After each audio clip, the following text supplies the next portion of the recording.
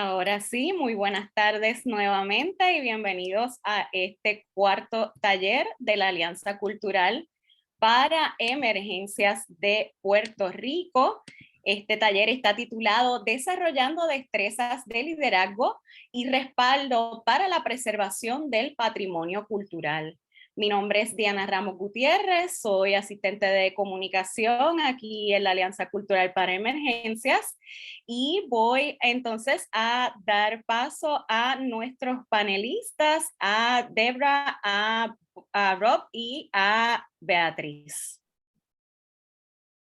Bienvenidos, welcome. También dejarles saber a nuestros participantes y a las personas que estén viendo este taller posteriormente que algunas de las intervenciones serán en inglés o enteramente en inglés, así como algunos de los materiales. En caso de que ustedes precisen realizar preguntas en español, estaremos disponibles para traducir dichas preguntas y que puedan ser realizadas a los panelistas. Bienvenidos.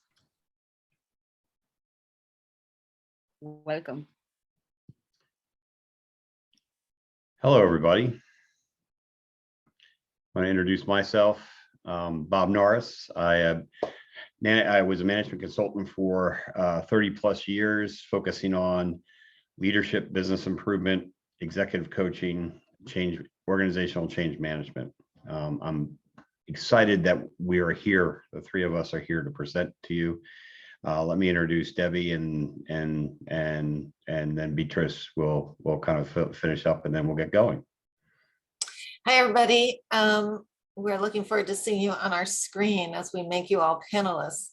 I chair the Department of Art Conservation at the University of Delaware. My field's photograph conservation, and I spent quite a bit of my career working in the realm of fundraising and advocacy and the preservation of our photographic heritage, including a wonderful time that I've spent in Puerto Rico. So I'm very happy to be here, and I look forward to your questions and spending the next 2 hours with all of you.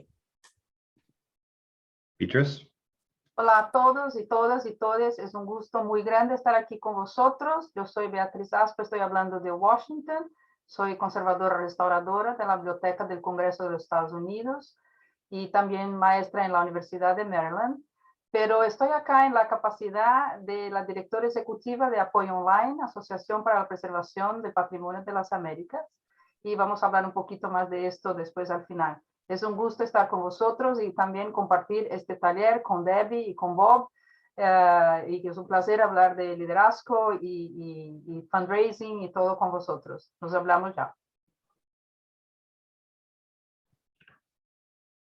Excellent, Beatriz. Thank you.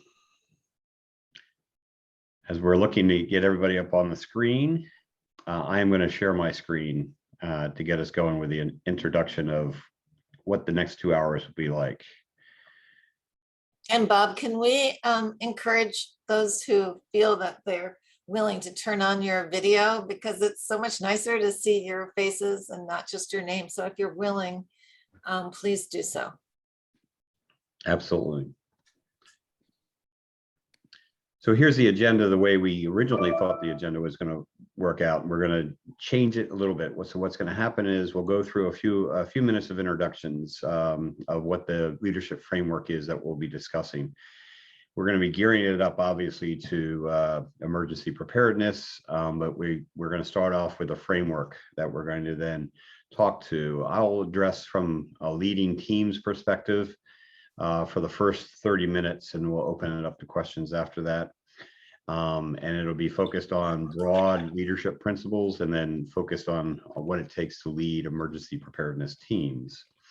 We'll have questions at that point.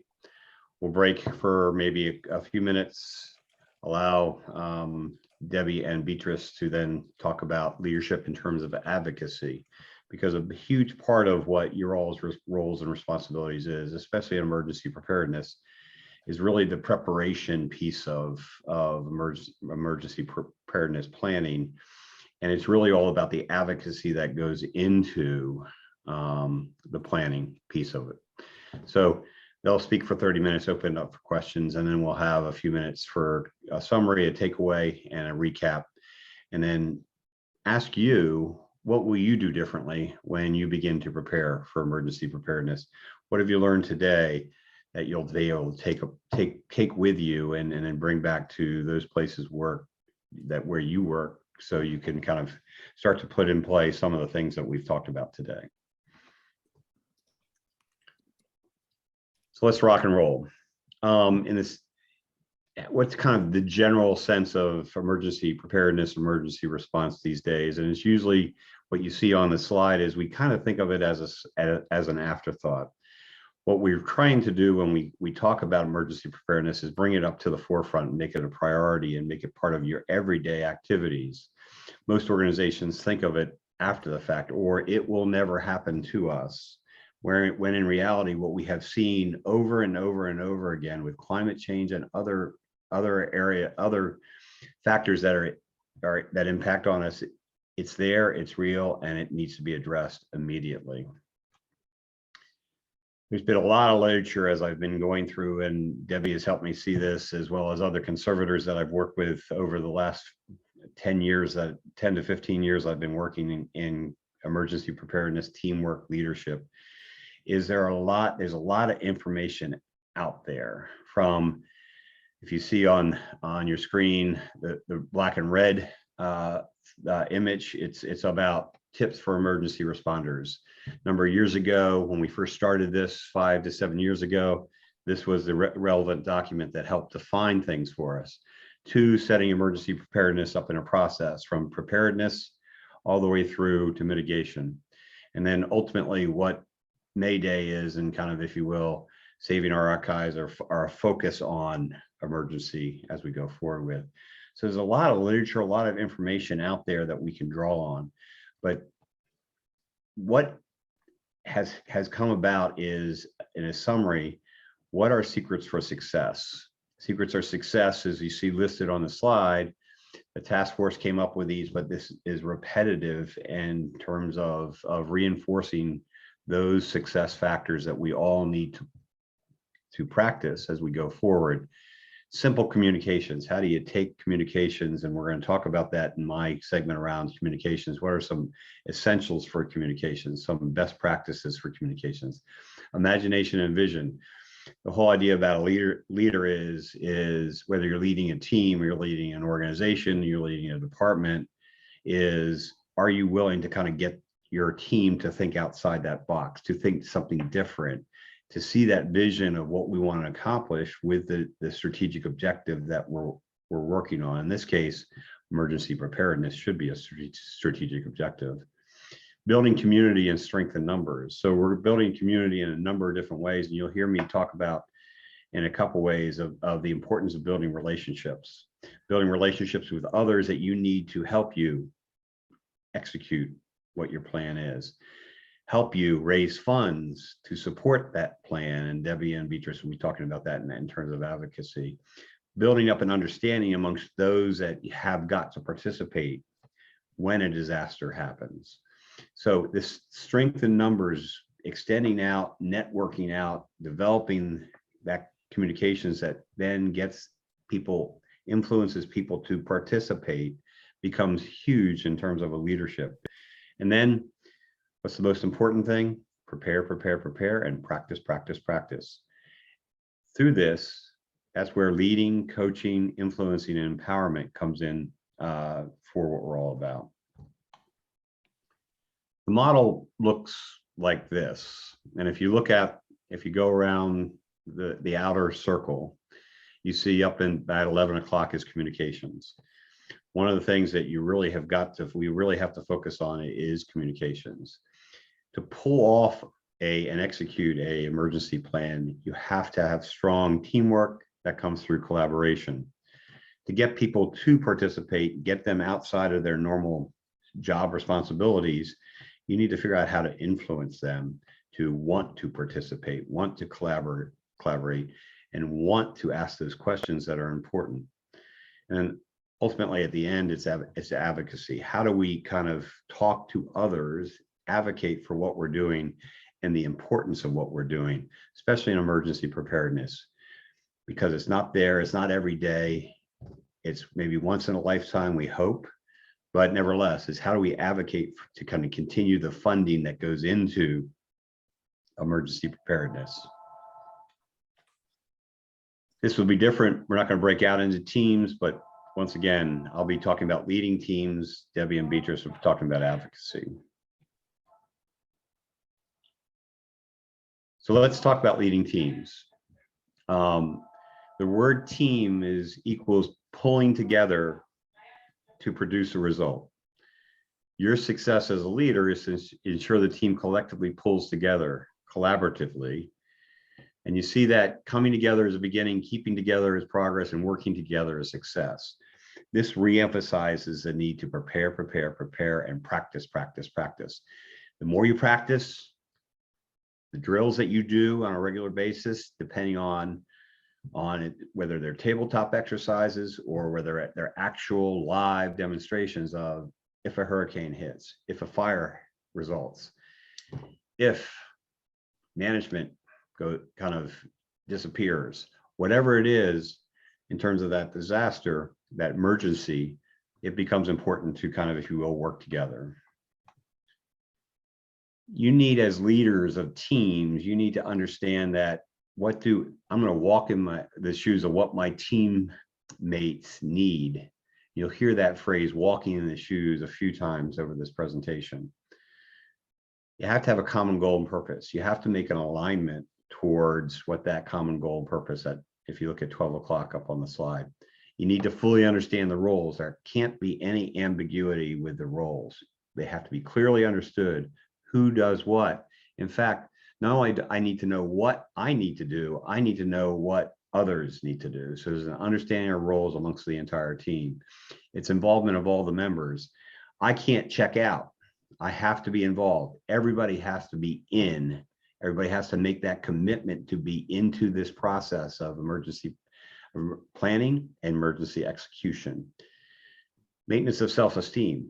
Everybody counts. It's not one person is above the next. Everybody counts.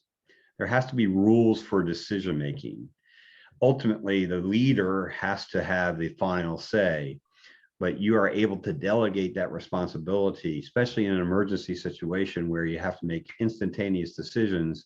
That decision making rules and knowing when to make decisions and when to then kick it upstairs to the leader of the overall effort. You need to make those decisions right up front. Mutual trust. Teamwork doesn't work if we don't trust each other. So there has to be some level of mutual trust between all of us, that I can count on you to get this job done. You can count on me to make sure that I know my job responsibilities and I can execute. A respect for differences. We're all bringing different perspectives. We're all bringing different experiences. We're all bringing different attitudes into it. I have to respect yours. There's no one right way to do it. There's no one right set of experiences, but we all have to respect those differences as we work together as a team. And then ultimately, the word constructive is key. There has to be constructive conflict resolution. Has to be active listening. That's all part of the communications that we'll talk about again. But there has to be active listening. I can't say my way is the only way without listening to the fact is that you need to listen, Bob, to other ways to do this. If I can do that, I can resolve the conflict. If not, then we're gonna ultimately be kind of running in place. Leadership dilemma here is: do I get you to be compliant, or do I get you to be committed? And you can see going up the green kind of arc is we really want you to be committed to emergency preparedness. If I get you to comply and going up that yellow stream where it starts to divide, I'm not sure, I'm not confident as a leader that you'll be able to do all those things and you'll have the commitment necessary to do all those things in an emergency, in kind of when an emergency hits. But if I go up and I'm making you aware, I make you understand why it's important, I'm engaging you into what you have to do, I'm creating the fact is that we can handle any problem that arises, any emergency that arises. Now all of a sudden I'm starting to get that commitment. If I start to kind of test you and you test yourself, now you're starting to get committed because you're actually seeing you can make a difference. That leads to that action to say, I know I can do this. And that kind of, if you will, confidence that you can do this up to that commitment. I want you to think about, as a leader, as what you're trying to drive, is you're trying to drive your team up that right-hand side of that green arc in terms of this commitment or compliance. If we're compliant, we're not going to be able to address the emergency the way we want to address it and solve it. So what makes a good leader? Things that make a good leader are listed 1 through 8 here. And survey after survey, this is a compilation of many surveys that I've done over the years. But once again, first and foremost is communication and listening skills. And it's in context to the situation, the moment. Such as, I'm a good listener, but if I'm panicked in an emergency situation, I may not be able to hear the orders and the directive in terms of what we're doing.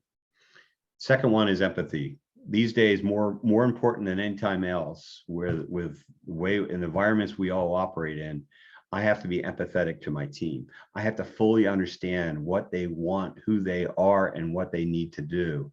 I need to figure out how I walk in their shoes. I need to kind of walk alongside them, walk in their shoes, and get to know what they do, get to know who they are. That leadership trait could be number 1 if I took the survey the next couple of years. That sense of empathy is coming out over and over again as a very strong leadership trait. Trust, I talked about. Agility and shifting plans to solving problems. Nowhere in an emergency situation is agility so important. Is thinking of the idea and then being willing to flex depending on how the situation changes in front of you. Coaching the team and stimulating collaboration. How do we get together, and inviting other people to kind of get input, listening to their input, rather than I know all and then you don't know as much as I do. Get them to give input into the situation. One of the first leadership principles that I've ever learned as I moved about 40 years ago into business is ask for input prior to decision making. Once I ask your input, I'm starting to get you to collaborate. I'm starting to get you to own things, to feel like this really counts. Intelligence. Intelligence is more than just smarts. It's about common sense and intuition as well. Don't ignore common sense and intuition. We as a leader tend to think the smartest person in the room is a leader. No, it's really kind of a combination of the 3.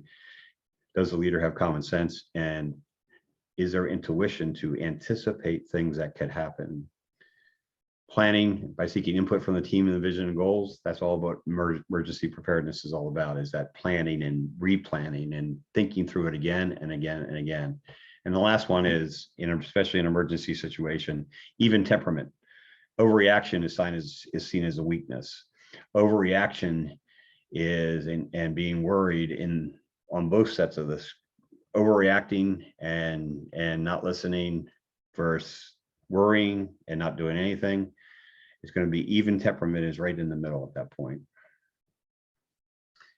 There's a theory, I won't go into a lot of it in terms of be, know, and do. You need it. Leadership key is to be in kind of here inside you, focused on what you need to do, how you need to go about doing it. But you have to do, a good leader knows herself or his self, their self. So you need to know who you are, what are your beliefs. You need to know kind of, if you will, tasks and activities that people do. And then you have to be able to motivate, implement, and provide direction. You have to actively be a leader. You can't sit behind the front lines. You have to be in front together with the team that you're working on. The ultimate question comes here. And if I ask you to remember a few things, this is one of the few things that I want you to remember more so than anything else. What makes a person want to follow a leader? They have to respect it. There has to be a clear sense of direction and mission, a vision.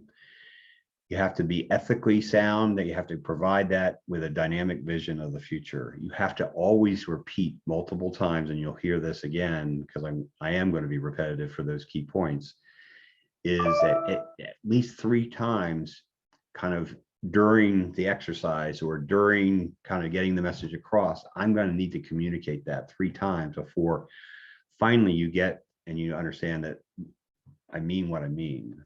All right. So a leader can't be a leader if you don't have people that follow you. So you have to figure out how I'm going to get those in my team, those in my organization, those into my group to follow me. There's a leadership style that's becoming more and more impactful. I will not spend a lot of time on this given our time, but I will tell you that if you're focused on leadership, you really want to embrace a leadership philosophy. There's a zillion models about different leaders. To me, where we are today, especially in an emergency preparedness situation, this is to me an optimal model, a good practice, a best practice, and it's called servant leadership if you haven't heard about it. And you see the 10 different items, and each one of those impacts on emergency preparedness in different ways. Once again, active listening. We talked about that. Empathy, we talked about that. Care and compassion for not only the collections you're trying to preserve in an emergency situation, but the people that are working to preserve those collections. The fourth one is awareness. I have to be aware of everything around me. I have to be aware of the supplies that we have in inventory to help us. I have to be aware of the capabilities and skills. I have to be aware of the political climate out there. All that involves, from an emergency preparedness standpoint, I have to be aware as a leader. I have to ask lots of questions to kind of enhance. I got to look in and find out who are my experts in certain areas and rely on their expertise as well. The idea of influence, I'll come back to influence in a second, but I can't command and control these days effectively. Now, key word is effectively. I have to figure out how I'm going to influence, and I'm going to be talking to you a little bit about influencing. But I could talk all day about influencing because I see that as being absolutely critical from where you all are as an organization, as conservators, as managers of your collections, is you have to influence more than you have to command and control. The ability to conceptualize a problem becomes critical. The foresight to understand that becomes critical. The ability to have stewardship, to own that collection that you're trying to preserve becomes critical. And then I have to figure out, as a leader, I need to my success is your success. Your success is my success. I mean, your success is my success. So what I'm going to try to do is understand where you need improvement, and I can grow, provide you training, provide you the increased capabilities to make that happen. And then ultimately, as we started talking about this as a key principle, it's building communities and building relationships and networking and going out there. And that's what Beatrice and Debbie will be talking about kind of after following me. We talked about communications. I already introduced the communication rule of 3. I need to, if I have to come up with key messages, I need to have smaller key messages, but I need to repeat those messages at least 3 times before people are going to get it. The first time an individual hears it, doesn't think much about it. The second time she or he hears it or they hear it, all of a sudden they start to understand, this is intriguing. Why is that leaders repeating that second time? The third time, I get a sense that, ooh, this is serious. I know it. I get it. I get it. I got it. Back off. Got it. I hear it. I don't need to hear it a 4th time. So this rule of 3 becomes a really critical part of communication. Go into it with a small number of messages, 2 to 3. And I'm going to make sure that I'm going to communicate those at least 3 times, maybe even 3 different ways. So what you see circling is keys to communicate. Find your style. We all have a different style, as much like your be, no, do piece of it. We all have a different style to communicate. But find your style.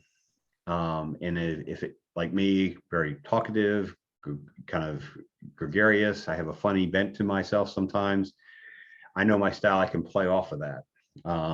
If I'm quiet, serious, and to the point, know that, and it's gonna shape your style that way. Find their WIIFM. What is that? WIIFM or WIFM. Yeah, to be able to impact on people so they can listen to you, you have to do what's in it for me. You have to understand what's in it for me. So if I'm communicating to Debbie or communicating to Beatrice, I am going to find out what's in it for them.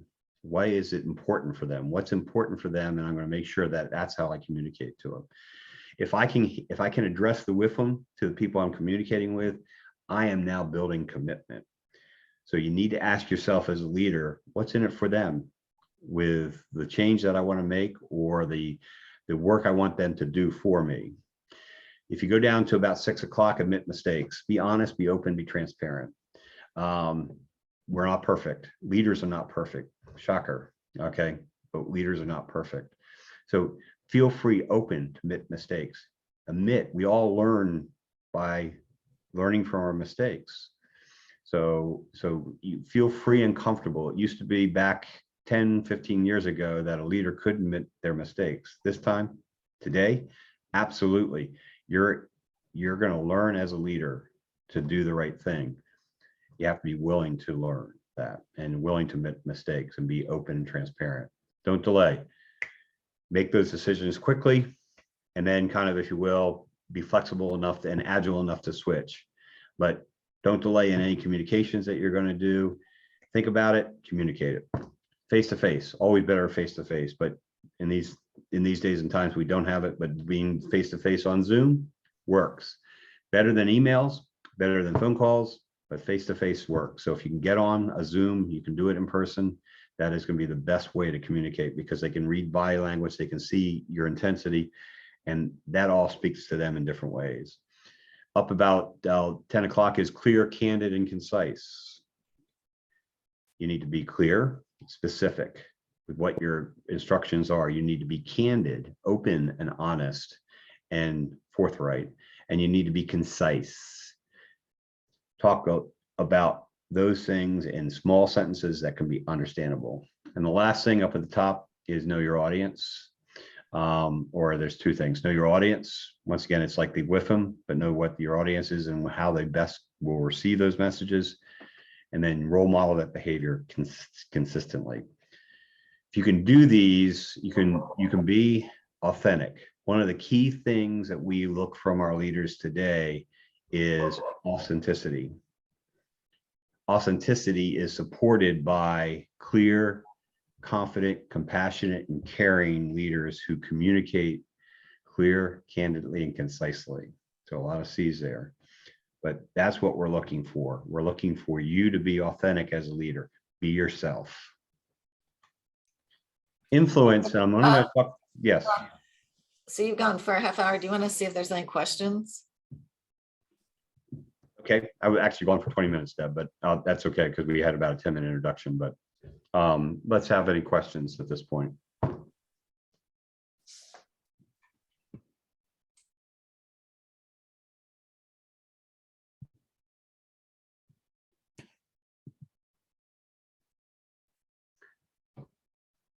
Oh, any questions are coming through chat?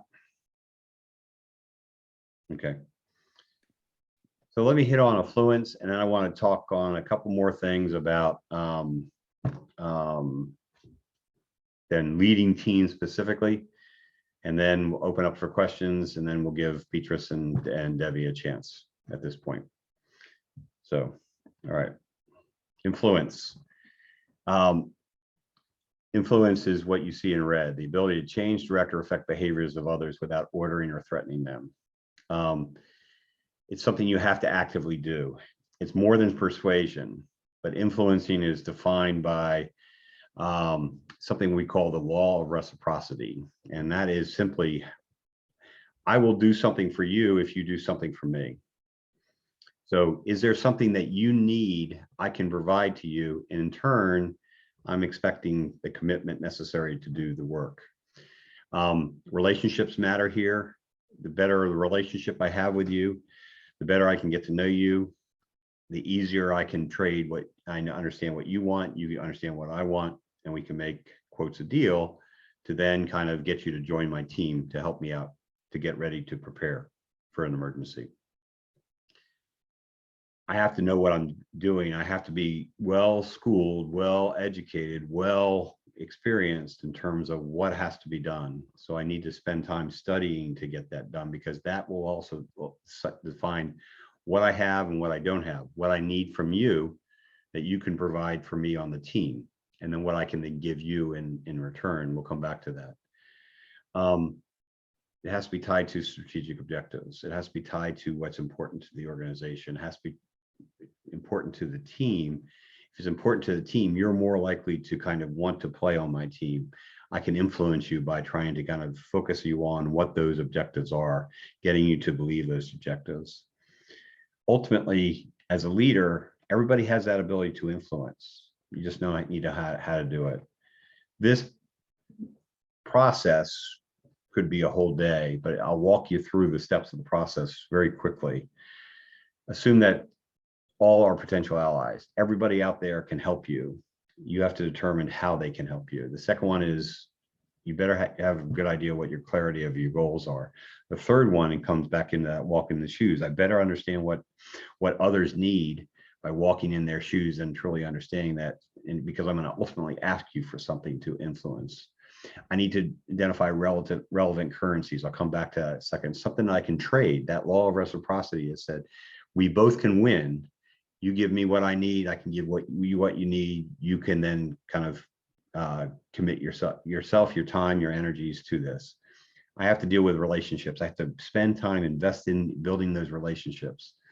And then basically it's that exchange, that give and take. The currencies are important here because we're all about trading and influencing. So what we're talking about is these 5 different areas, from inspiration, how do I motivate you? How do I kind of give you that thanks, provide you ownership, provide you a sense of increased self-confidence and self-worth to make that happen? That would be a currency. It might be a position. I might be able to recognize your success, give you visibility to others. It might be task related. If you go down to the bottom on the left, is new resources, assistance or help, rapid response, quick response to your questions, anything that I can give you that make your job better. Maybe you can give me that commitment I need. And then relationship based. Why is this important? That emotional support, friendship, guidance, mentorship, all those become important currencies that you can train to get people to give you what you need, and you in turn give them what they need. Couple things that I'll talk about in these slides here in the next five minutes or so is the fact is that what you have on the slides when you receive these slides is a playbook. We're aiming for high performance as our team. So we're going to talk about an acronym called LEAD. Lead with clear purpose, empowered to participate, aim for consensus, and direct the process. LEAD is all about your influencing skills. That's why I wanted to mention influencing skills up front. What's your shared vision? How do you share and how you communicate that shared vision? Talking about setting goals. What is your team charter? That becomes important. That charter becomes that directional document of listing the goals and listing how you're going to get together and what you're going to do in terms of working together. You're going to develop a plan, and you're going to review that plan continuously. You're going to track progress first, any goals that you have in terms of one, making the plan, but then practicing what it takes to be kind of prepared from an emergency standpoint. And then small things, small celebrations leads to bigger celebrations. Small wins leads into bigger wins. So how do we constantly build an idea to celebrate successes, small successes and large successes? That becomes a really key piece of that in terms of building up confidence of your team. Importance of planning. This is where we are, and this slide becomes important as well. Once again, it's an acronym. If you see, go down the left-hand side, plan ahead. And it's predetermine the course of action. That's your vision. Lay out your goals. Ask that so what question. Why are we doing this? Why do we need to do this? You have to set priorities. You can't, not everything has that top priority. So you have to set priorities. What's most important down to least important. And then we need to communicate. So that planning by notifying key is ahead is making sure that you have realistic time goals, making sure that you head into action, expect the problems, anticipate. They always point to successes, not the negative, always point to successes to build that confidence of your team to do it. And then really daily review your plan. Make sure that plan is solid. Don't do the plan once and sit it on the back shelf. This empowerment piece is all about getting the ability to understand your team and knowing that they can make that decision, and you have confidence and trust in those. Remember, we started talking about this about 20 minutes ago. We said trust, mutual trust is incredibly important. Active listening is incredibly important. Building self-esteem of your team to give them the confidence that they can do this is very important. And the last two are aiming for consensus. Once again, we are not command and control here. We are aiming for consensus as far as preparedness. Command and control might come into it when we're actually kind of mobilizing and engaging to kind of, if you will, solve that problem. But in here, we're building that consensus so everybody feels like they have input into the decision making. And then directing the process. How do we measure team performance? How do we kind of set clear directions? How do we almost know kind of, if you will, we can finish people's sentences, meaning that I know exactly what you're doing and how you're doing it. Then in the packet, you see basically a checklist that I provided for you in that regard. So that's it.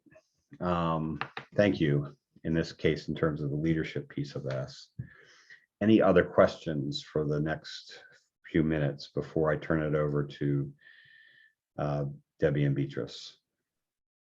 ¿Tenemos alguna pregunta para Bob Norris? Muchísimas gracias, Bob. Thank you, Bob, for your intervention. ¿Hay alguna pregunta para Bob antes que pasemos a la próxima parte? La pueden realizar a través de activando sus micrófonos o a través del chat.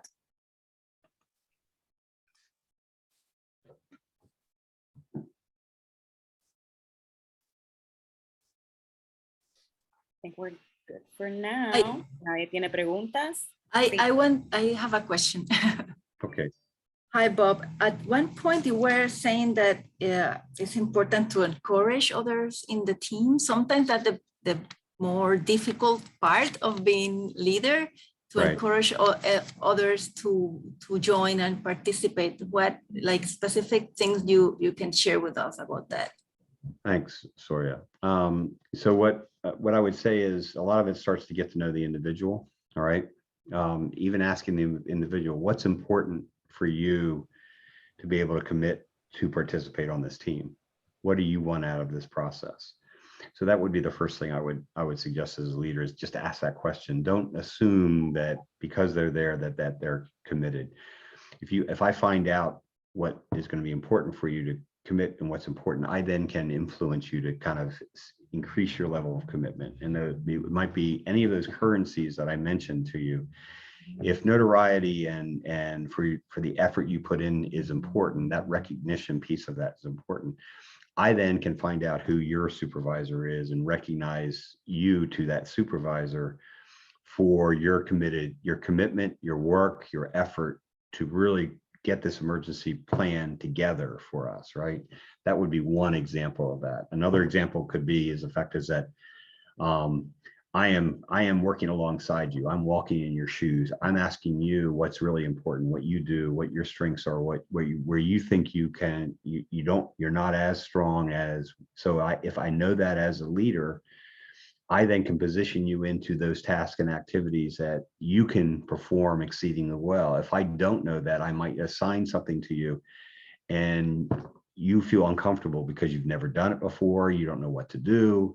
But if I know what your strengths are, guess what? I can position you for success. Those kind of are examples of how a leader will build that commitment with the individual. But you gotta face to face or talk to or communicate and actually ask those questions about what's important for you. All right. Thank you very much. You're welcome. Any other questions?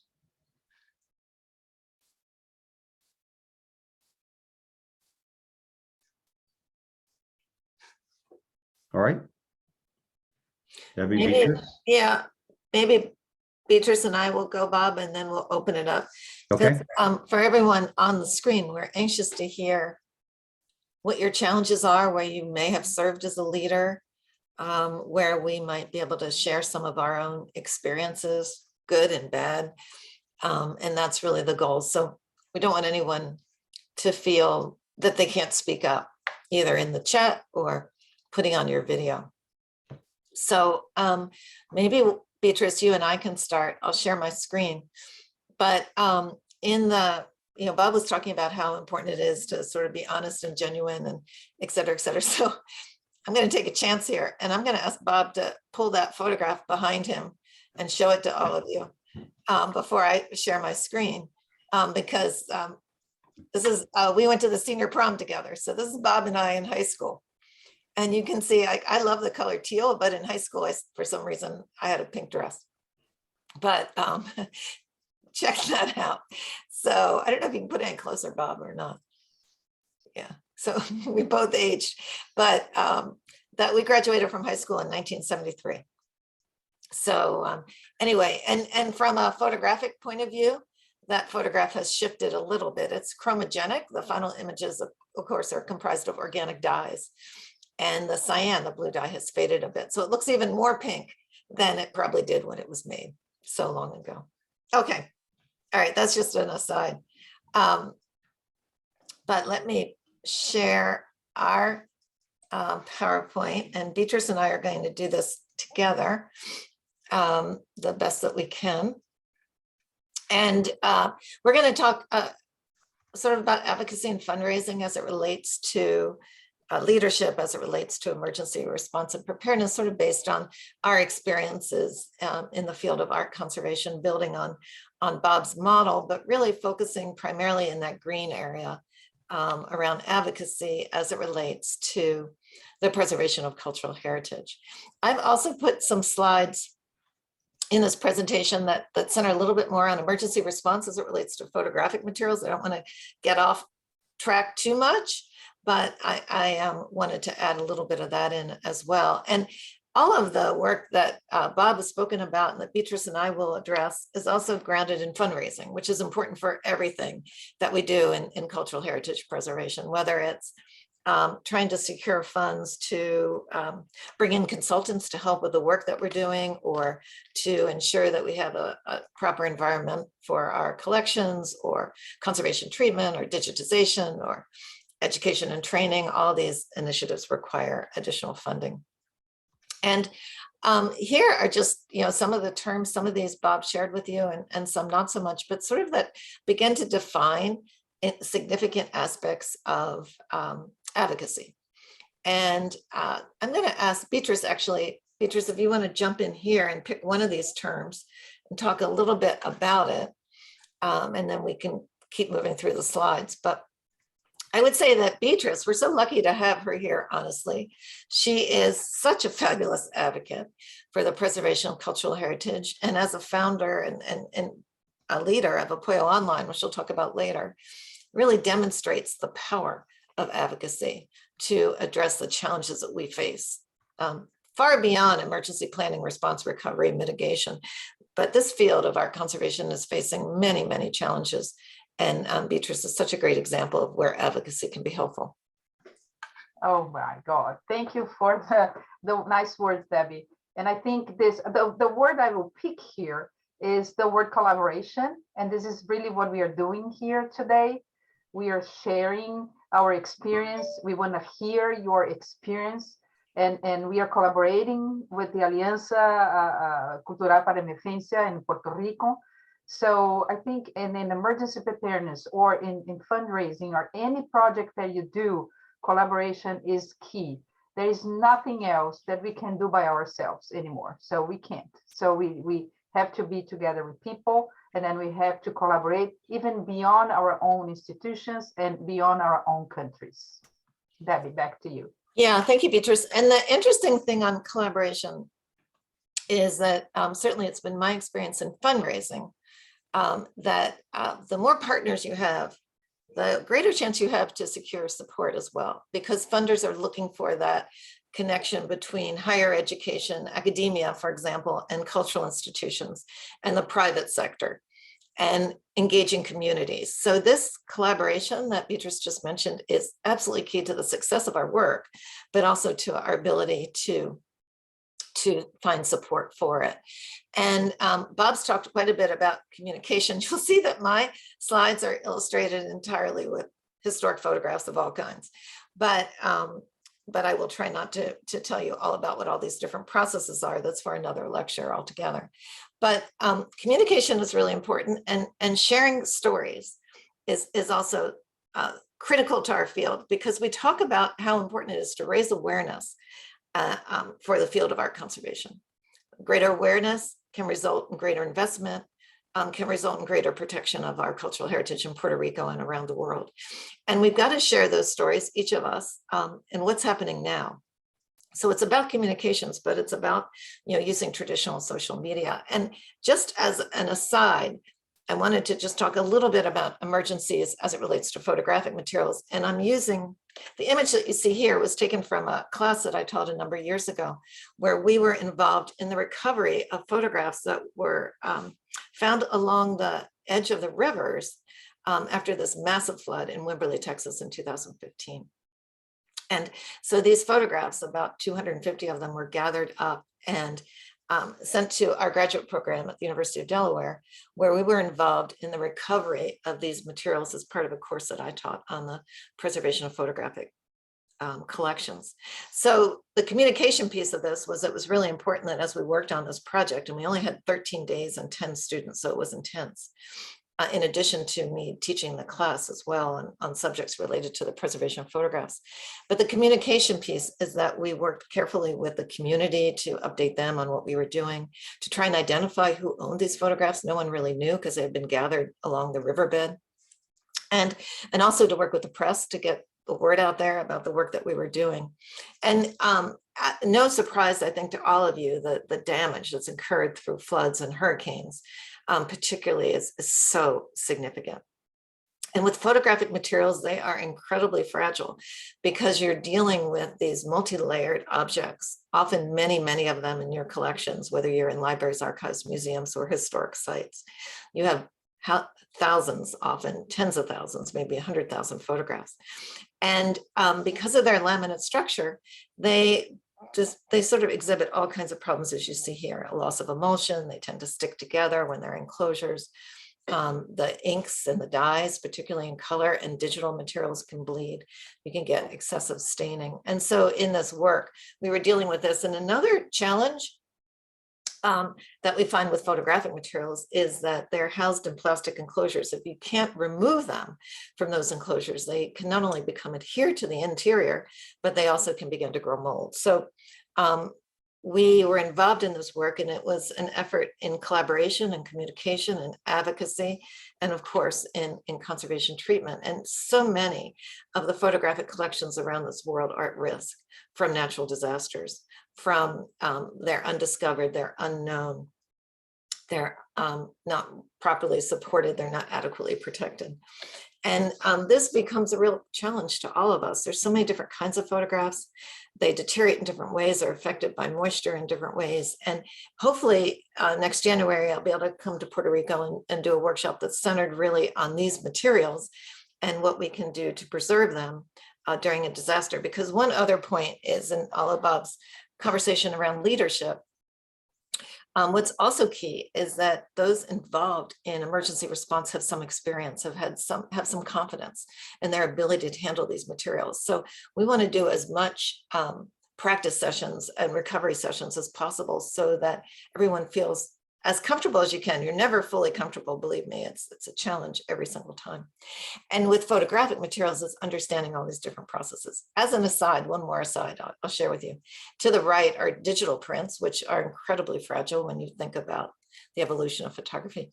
But these are our grandchildren.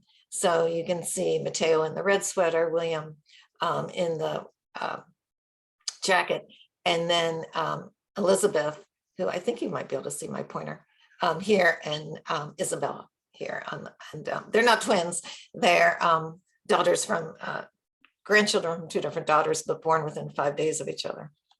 But anyway, just to say that photographs are just one example of all these cultural heritage materials that are at risk owing to natural disasters.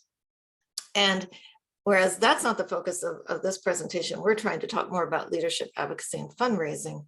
It is important to center that where you can. And Beatriz talked about partnerships, and again, she's been a real leader in developing these partnerships throughout the Americas, and they're key to our success. This is an example of a workshop that we taught, or that I taught with some other colleagues in Benin, in West Africa, where for the first time we brought together participants from across all of sub-Saharan Africa to Benin to talk about the preservation of photographic materials. It was a partnership. It was funded through small grants, one that built on another.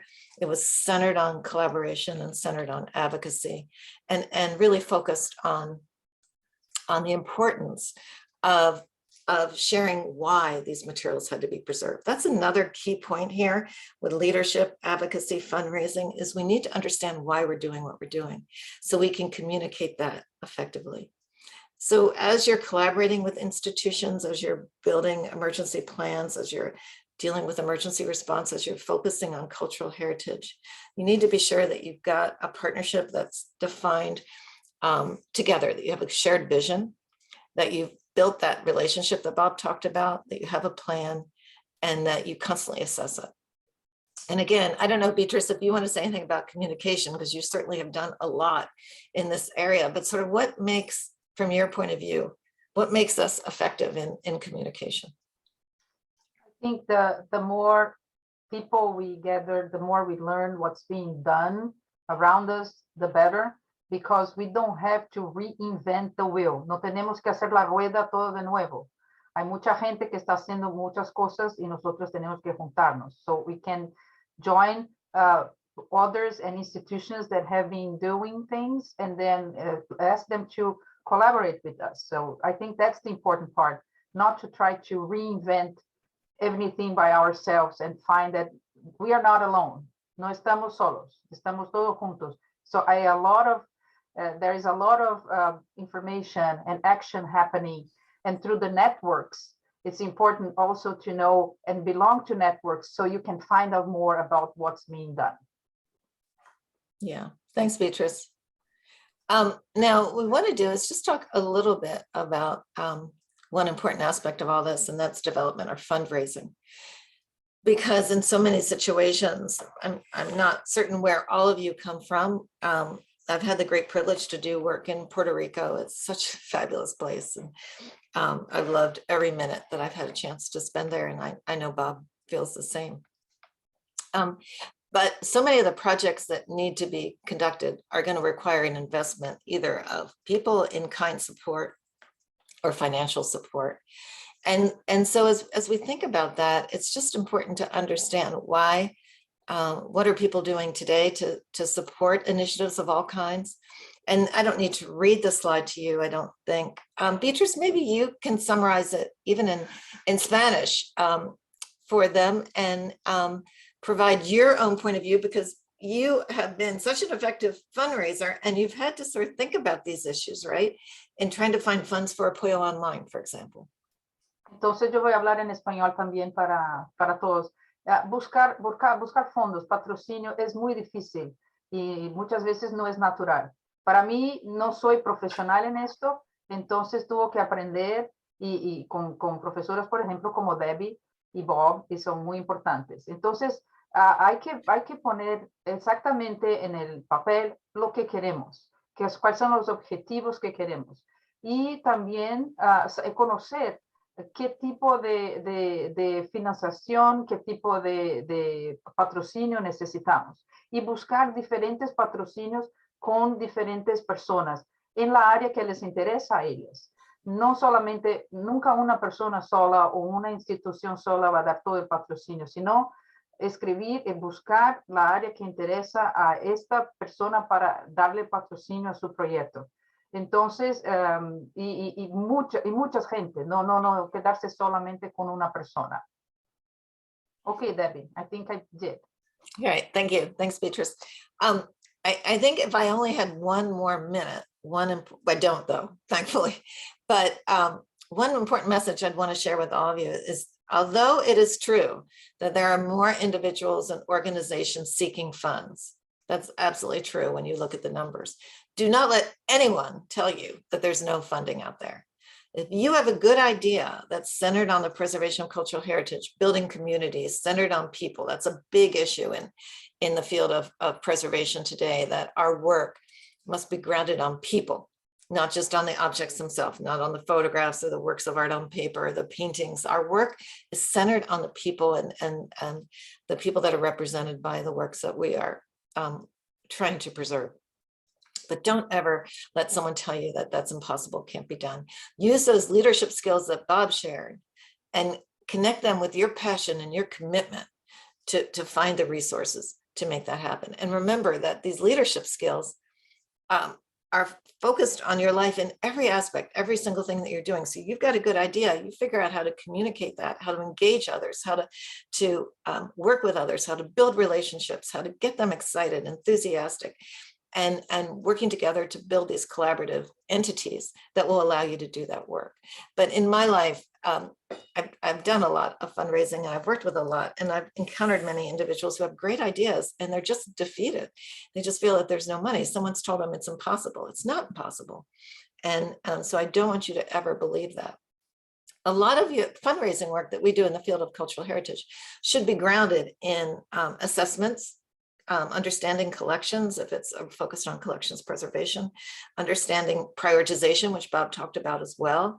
So thinking about these collections that we're trying to preserve, ensuring that there's a disaster preparedness plan, that we've mitigated against disasters, certainly one area that's always vital to the work all over the world, and requires fundraising in some cases, inventorying, improving environmental conditions, conservation treatment, digitization. All these are aspects of the work that we do that have to be prioritized, have to be understood, have to be well documented.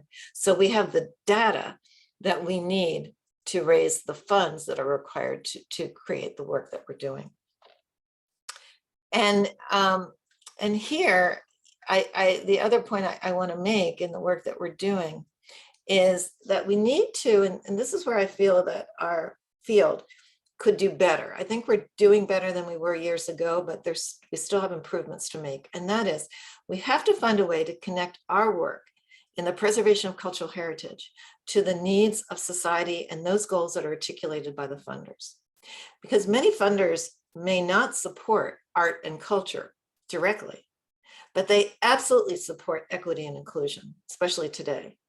They absolutely support sustainability, community development, some of the things that are listed here, capacity building.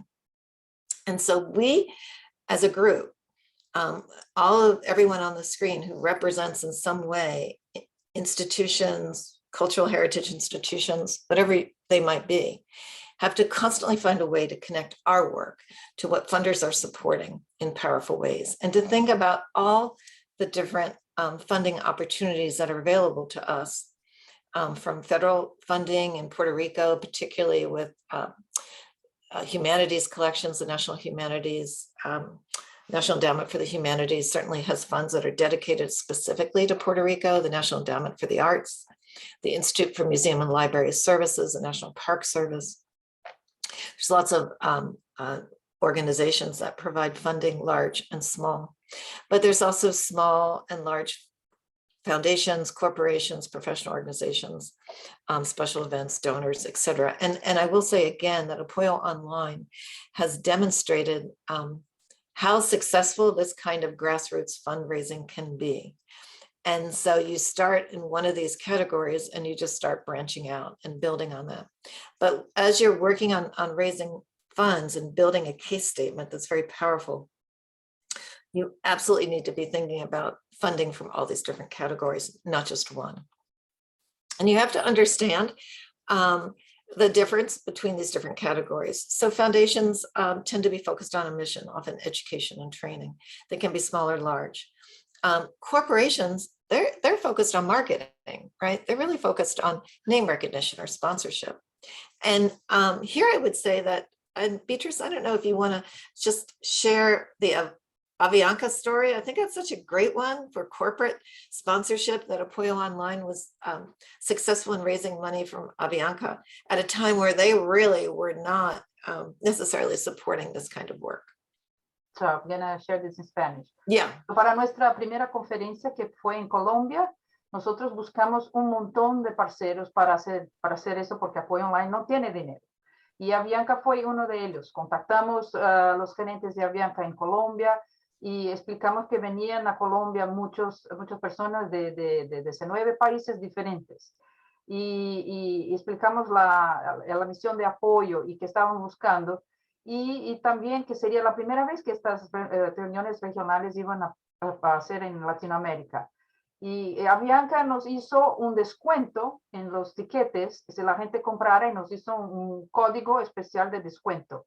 Pero no solamente esto, pusieron también en su newsletter el anuncio chiquito de la reunión de apoyo online. De manera que todo el mundo que viajaba con Avianca pudo conocer un poquito de apoyo online. So they did the announcement in the newsletter, so everybody also was aware. In the plane, in the pockets of the plane. In the pockets of the plane. So this was a surprise. No, it was a surprise for us. They did this on themselves because they connected to the mission, and we also promoted Avianca. Of course, the logo of Avianca was there with all their sponsors. So, and this was a very nice first relationship, and that continued afterwards. Yeah, and I think, Beatriz, that's such an important point that continued afterwards, that you start building these relationships with your funders, and they continue to believe in what you're trying to achieve and find ways to support this. And as grateful as we were for Avianca, they should have been even more grateful for Apoyo Online, because suddenly they could connect their brand to the preservation of photographic heritage across the Americas. Now, there's nothing much better than that. Who doesn't agree with how important it is to preserve photographic materials? So we provided them, and this is what you have to remember with corporations, you are providing these corporations with an opportunity to connect to something that is so deeply powerful, whether it's the preservation of cultural heritage, or it's ensuring that our collections are protected against impeding disasters, or it's dealing with emergency response in one way or another. And so, reach out to them with that message, and recognize one other thing that was so key to this story is that we had a colleague who had a connection with Avianca, and those personal connections are really important. And so as you're thinking about, and that's true with all fundraising. So as you're thinking about, we need to raise money to do X, Y, and Z, we have a good case statement, we have an understanding what we want to do and how we're going to achieve it. Think of who you know, who you can reach out to, who might be able to open a door for you. And of course, that's true in life as well. We do that with our graduate students all the time. But in doing so, understand who you're approaching. And the same thing that Bob talked about, walking in their shoes. It's true with fundraising too. Understand where they're coming from and what they hope to achieve, whether it's a foundation, a corporation, a federal agency, or an individual. And individuals can be incredibly helpful in all aspects of fundraising, particularly if you can connect to their passion. What do they care about? Do they care about the preservation of the cultural heritage of Puerto Rico? And how can you demonstrate that the work that you're doing will sustain and enrich and advance and strengthen this work for future generations? And that is always key. And they do tend to give to institutions that they're connected to, that they're committed to. Sometimes this can be pretty straightforward, and sometimes it can take years and years of relationship building to identify individuals who might support your work. And often, remember, we're not only talking about money, we're talking about just influence, as Bob talked about, and networks. You're not always asking people for funds, you're asking just for their good ideas, their creative thinking, their connection to individuals who can help with in-kind support. Beatriz, do you want to say anything about individual or some of your own? And I will name here 2 individuals that are in this panel here that have been incredible supporters of Apoyo Online, right? So then I will say in Spanish, so you don't blush too much. Okay. Pero Debbie y Bob son personas que nos han apoyado muchísimo y muchísimo con colaboraciones, con eventos conjuntos, también presentando Apoyo Online a otras personas y posibilitando que nosotros conozcamos más gente, más instituciones y ampliando la red de Apoyo Online. So those 2 folks here have been absolutely key and instrumental and champions of Apoyo Online. because they have opened many doors to other people and use their influence to also pass on our passion, like APOYOnline passion for the cultural heritage of the region of Latin America. And I think this is such a great collaboration because we also bring them to Latin America. So the passion is mutual, right? So, and I think individuals work this way. And with that, you also build a great partnership and wonderful friendships for the future.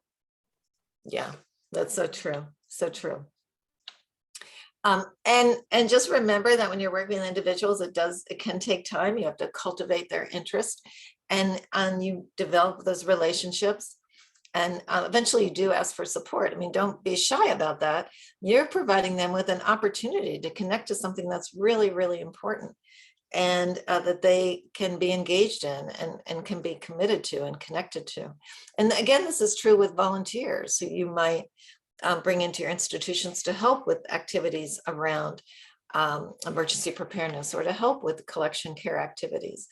They too you're cultivating donors. They may not be providing financial contributions, but they're providing their time, and that's often worth much more. So understand all that, and then also recognize that there's lots of programs out there. This is just one of many funders that fund different kinds of initiatives that are focused on endangered collections, or collections that are undiscovered or unknown. And the British Library has the Endangered Archives program, which is really a wonderful program to know about and is used around the world, but there are many other similar programs. So you want to constantly be doing your homework, doing your research, and understanding what's been funded and how it's been funded. And then finally, just to be sure that, once you have a project, you've sort of decided what you're trying to do. This workshop, I suppose, is a little bit more focused on emergency planning as we move into the hurricane season, but you have so many projects that you're focused on. But constantly communicate, as Bob said, and communicate its relevance. Again, I think this is so important because not everyone might see that connection. So why is it important that we're doing what we're doing?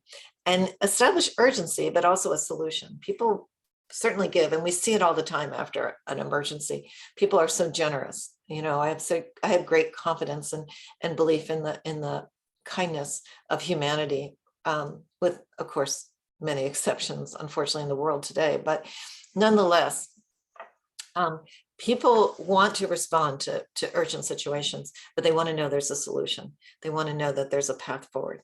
Always engaging the community, advocating, sharing your excitement, and collaboration, as Beatrice and Bob both said, is always important.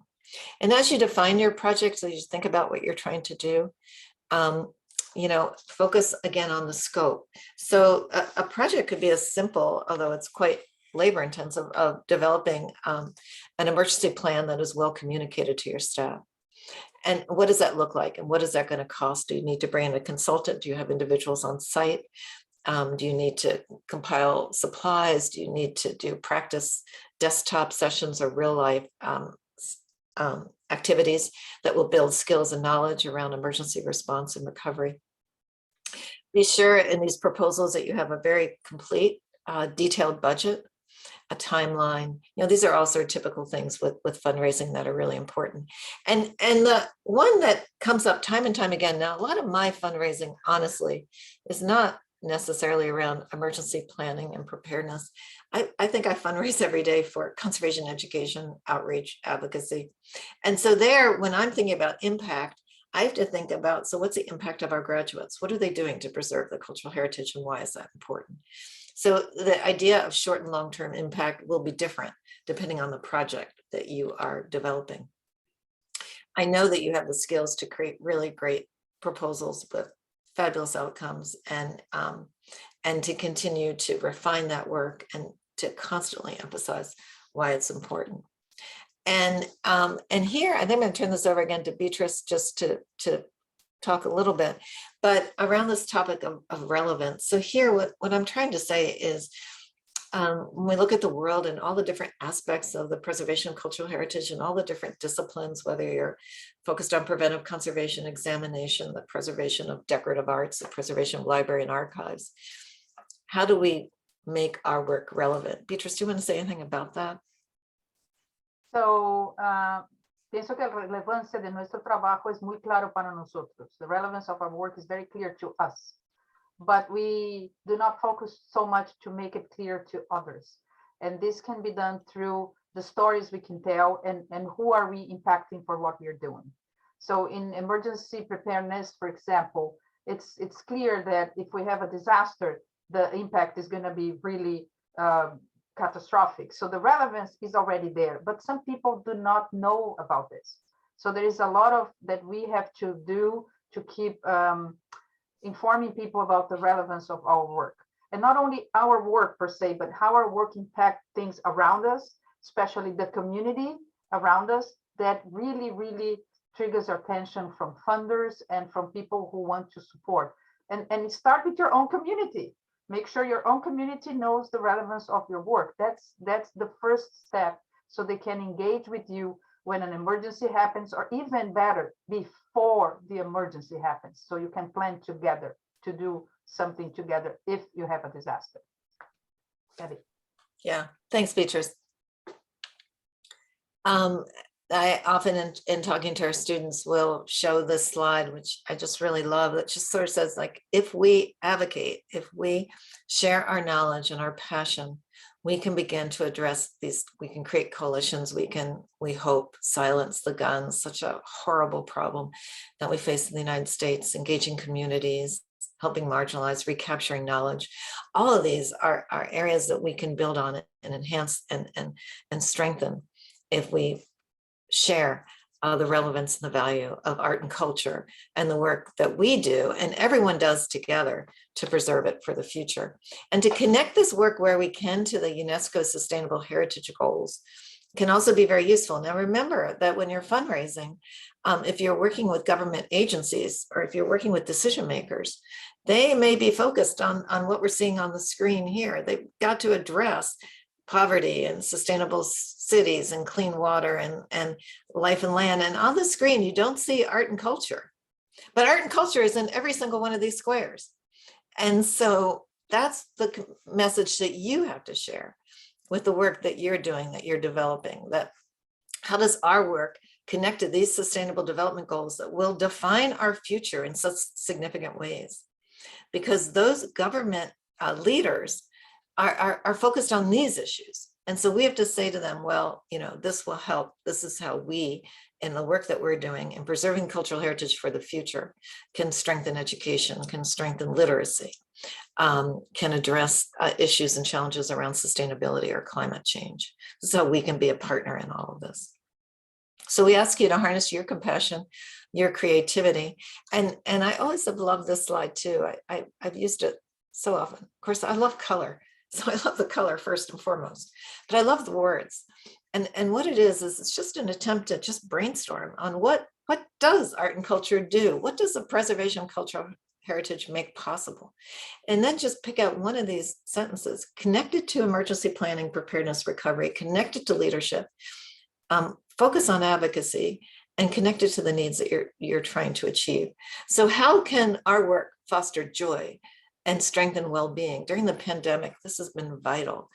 And the pandemic continues. I don't know what's happening in Puerto Rico right now, but I can tell you in the state of Delaware that our counts are going up. And at the University of Delaware, it was just announced this morning that everyone has to go back to wearing masks. So this is frightening for everyone. And the focus on joy, on celebrating memories, on well-being is so important. It's so important today. So how does our work address these challenges and move forward in meaningful ways? Beatriz, do you want to say anything about this slide? Any of these lines that you want to? I mean, I believe that the work that you do, Beatriz, and APOYOnline does all of these things in such powerful ways, right? Oh, I love the colors, as you do. Oh, me encanta todos los colores, pero me encanta principalmente todo el impacto que ponemos en palabras. Muchas veces tenemos el impacto en el corazón, en la mente, pero no ponemos en palabras. So I feel this is important here in this slide that we put this impact, those feelings into words, because sometimes it's in our head and in our heart, but putting into words help us also use those words to create fundraising plans and to create advocacy also for what we do. So those are, and so keep adding to this. So keep adding. Pongo más cosas en esto también. Yeah, for sure. Keep adding. And the other thing that Beatriz mentioned that I neglected to say something about is we're very blessed in the preservation of cultural heritage that we have images too. So you have the combination of powerful words and powerful images, and find a way to use them to communicate what we're doing, what we're trying to achieve, what we hope to achieve, and to tell those stories. So together we will continue to rebuild memories, whether it's the preservation of photographs damaged in the Wimberley, Texas floods, or from Hurricane Maria, or any number of hurricanes and floods and fires and tsunamis that we seem to deal with on a daily basis. But our work has the potential to rebuild these memories. And it's just up to us to imagine what's possible going forward. And here, I'm going to stop sharing my screen, but I want to let Beatriz say a few sort of final words on this. And although these talks might seem a little disconnected, I hope that you see the connection between advocacy, fundraising, leadership, and addressing the challenges that we face in emergency planning, mitigation, response, and recovery. So I think what I really get when we talk about this, and it always resonates with my heart, is like, use your heart, use your passion, tell the stories that connect with you when you are looking for fundraising, when you're telling your needs to other people to connect and see if they can support you. And then, of course, we have plenty of data, and but the heart, the passion, it's really important so people connect to the reason why you are doing this. You, more than anybody, know what is important to achieve. So don't be shy to put your heart into what you're doing or in your fundraising activities and advocacy. Yeah, I think that's great, Beatriz, and find ways to connect, some of the tips that Bob shared on leadership. And Beatriz, maybe, I mean, I see you as such a strong leader in the work that you've done. And I don't know if you have any thoughts on his comments, but what's really worked for you in terms of, trying to connect all these different entities across the Americas and move forward in preservation of cultural heritage? Well, I think using what Bob proposed, but also understanding and translating to your own style. And I think resilience is a word that I use a lot, because it's not something that you do in an hour or a day. Sometimes it takes years to have a funder, or sometimes it takes many years to develop relationships, as it is in life. So I find this is a constant mission, and using all those tools that Bob is giving you, how to communicate, how to understand the person you are talking to, because you cannot talk to everybody the same way. You cannot write to every foundation the same letter. So you really have to make sure they feel that they are unique, because you want something from them. You want them also to find you unique. So you have them to also make them feel that they are unique. So en otras palabras, hay que hacerlos sentir que son únicos, son preciosos, y que la ayuda y la conexión para nosotros también va a ser muy preciosa. This is it. So it looks like we have one question, and we've got a half an hour at least for questions. So we wanted to keep our remarks brief, although I don't think I did so well, but everyone else did really well. And answer any questions you have, and sort of comment on each other's and how they connect and that kind of thing. So Beatriz, I'm going to let you call on individuals if they have their hand raised, because then we can do it in Spanish or English, whatever's convenient for them. Torres, ¿cómo quieres hablar? ¿Quieres hacer la pregunta o quieres escribir la pregunta? Puedes hablar también con tu micrófono. Nosotros podemos hacer la traducción si necesitas. Beatriz, it looks like Amanda Garcia Nieves has her hand up.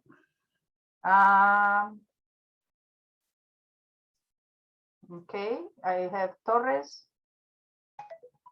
I don't see Amanda. No, I don't see Amanda. Okay, we don't have any more hands. Okay, you guys. All right, now it's your turn. We need questions. Don't leave us hanging out here. So it can be questions in the chat, or it could be, we would love for you to put on your videos, but any questions? So here's a question. Beatriz, I'll let you do the questions. Natalie. You see that? You see? Yeah. Sí, Okay. no me dio break de poner la cámara, pero nada, I'm gonna read the question that I wrote on the chat. My name is Natalie de la Torre. I am a public archaeologist, and my area of specialty, I can say, it's disaster risk management of cultural heritage. Tengo un podcast, I have a podcast about heritage and disasters in Latin America and the Caribbean called Ecos Patrimoniales. So although I've never had a first-hand experience, you know, dealing with disasters within a cultural institution, well, I am Puerto Rican, de Cabo Rojo, and I've lived through, you know, many hurricanes and many disasters, including Maria. So you can say that living in Puerto Rico has shaped a lot of my, you know, my professional goals. So when you were talking about developing a communication plan, I wanted to learn more about that. I wasn't sure if you were referring on how you first establish the communication that you're going to have with your potential partners, whether you're going to communicate once a month or once every 6 months, if it's going to be over Zoom, in person, or email, or if you were specifically referring to how do we keep in contact with our partners and the communities we collaborate once a disaster happens. As you know, in Puerto Rico, a big problem is a tropical storm or a hurricane or an earthquake happens, and the power grid is so, and the structures are also, you know, broken and sensitive, that we're quickly, we find ourselves quickly without a way of communicating with each other. We can't really hit the road and travel, or we don't have any signal, we don't have no power. So I just wanted to know which one you were referring, or if you can expand more on those two options. Thank you. So Bob, do you want to talk about communication plans, but then Beatrice, you might be able to talk a little bit more specifically about in the case of a disaster, which that's such an important point, that all the forms of communication that we rely on are no longer possible. And what do we do? But maybe you guys can both respond in different ways. I'll start off, and Natalie, I did respond in the chat as I was listening to Beatrice and Debbie talk about it. Let me bring that to life in terms of, for everybody, you may want to consult the chat feature in terms of what I kind of outlined broadly, and let me go into a little bit of depth on that. The communication plan really is based on the situation that you find yourself in, that you have to communicate, that you have to or want to communicate to. If you think about it from a planning, it could be elements of both. Is it strategic messaging do I want to put out, or is it tactical messaging? And Natalie, when I read your comment about during a disaster hits, it has to be by definition to a certain extent tactical in terms of that. But it's that scenario or that situation that you're in that then determines the following steps that I listed. And it's like, what are those two to three key messages? If you go more than 3 messaging, it's going to get blurred in terms of what we hear and how we react to it. So what are the succinctly, concisely, what are those 3 messages that you feel, given a situation that you're in, 2 to 3 messages that you really want to communicate? And once you develop those messaging, clear, concise, succinct, then it's the second step is, how do I communicate those messages? Now this gets a little bit more to what you're saying is, during kind of when the disaster hits or before, if we're preparing for it, how do I communicate? Is it voice to voice? Is it email? Is it text messaging? I'm going to pull out the walkie-talkies. Is it resources like walkie-talkies or some sort of satellite phone, or is it by cell, even though cell towers come down? How do I communicate that? Becomes really the second most important part of that plan, how you as a team kind of work through that. The third part of it is how frequently do I communicate those messages? Once again, this rule of 3 that I talked about becomes in. So yeah, I want to communicate it 3 times. Maybe it's 3 different ways, as an example. Rather than 3 emails, I may read that email once, but not really understand it. It's a long email. Oh no, I'm going to ignore it. But maybe you communicate it a second time in a text messages. Now I start to understand it. And third, it's voice to voice over Zoom, or it's face to face. So it's how I communicate those messages in a disaster situation. It's how much emphasis do I put in my voice might be how I communicate those messages, right? From the calm way we can handle this to a panicked way based on the situation that you incur. The fourth one is who's going to be responsible. So we all know who is responsible for making the message, rather than we looking at each other, pointing the finger at each other.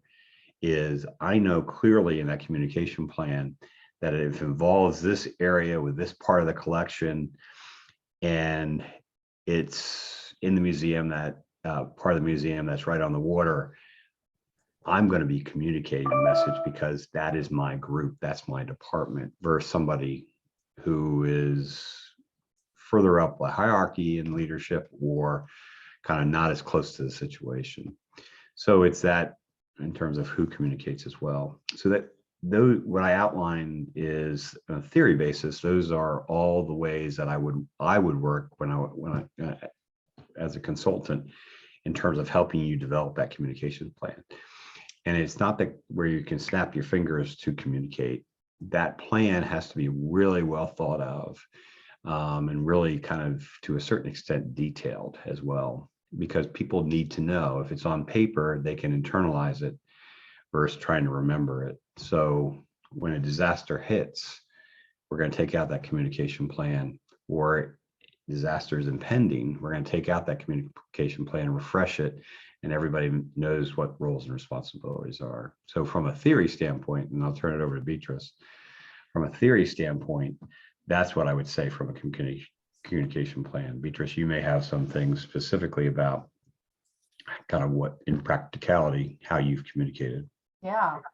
So communication, Natalie, and all, it's the word that appears most in anything related to disaster. Communication can be the success of the recovery, and it can be also the worst problem you can find when you have an emergency. So communication is the word. And this is when I have been teaching a lot of emergency preparedness and response and recovery. So the word that we always ask in surveys, it comes out to be communication. So the things is to think about before, when you're planning, and then during the disasters. Those are 2 different scenarios. So it is important when we are preparing for hurricane season, for disaster seasons, that happen every time, every year we have the same thing. So we have to put the communication plan in the emergency planning and make sure that we know the roles of who is going to be doing that. And it can be maybe a person or maybe 2, but basically a centralized person. So the communication is done through a person and goes to the others. And you can build this into your emergency plan. But the most important part is you have to practice your plan, because you can have anything in writing you want. You can have many pages of emergency plan as you want, but if you don't practice them, you don't know what works and what doesn't. And practice before the event, before the problems, like with drills, simulacros, right? And do as real as you can. And I will show you later what Apoyo did and does when we are providing training. But you have to make sure that you practice before, because all those communication issues and others, they appear during the drill, during the simulacro. So you can fine tune, you can make it better in your plan. So when the disaster comes, you don't have to create anything. So when the disaster hits, this is not the time to plan. This is the time to act. So if you don't have practice, you can't act. It's like piano playing, which I love. So you cannot go to a concert and play if you have not practiced many, many, many hours before the concert. The same with emergency disasters. So the communication plan will vary from institution to institution because you have different people, different needs, different communities, but that's fine. There is no perfect communication plan. There is only the plan that you practice, and this will make you perfect. And when the emergency hit, you know already through the practice and through the plan who is going to be in charge of what. And this is going to make your life easier because you have other things to think about, other unknowns that may happen during the emergency. So I hope it helps. Thank you so much. Yeah, I appreciate it. This has been incredible. And thank you all three of you for everything you have taught us. Unfortunately, I don't know if because I am not a panelist, I cannot see any response to the chat.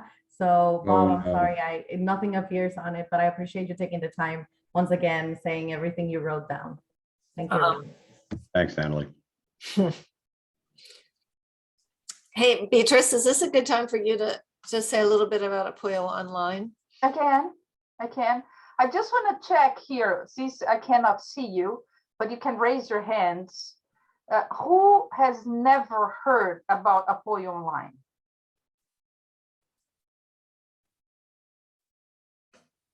Never, ever. Okay. So I will share my screen and I will talk a little bit of what we do is like a very brief, so you can be updated on what we do. I think I have it here if and I will talk in Spanish. I already talked to Debbie and Bob, so they don't mind because they know APOYOnline a lot. So, APOYOnline es una institución sin fines de lucro que tiene la visión de conectar, empoderar y transformar a los profesionales de nuestra región y que promueve comunicación y intercambio y desarrollo profesional también en el campo de la preservación. Es una institución que tiene todos los tipos de especialidades, que no son solamente conservadores, sino todos que se interesan por patrimonio cultural. Y en los países, en las Américas, que incluye desde Canadá hasta Argentina, Chile, todo, el Caribe y todos los países de habla portuguesa y española.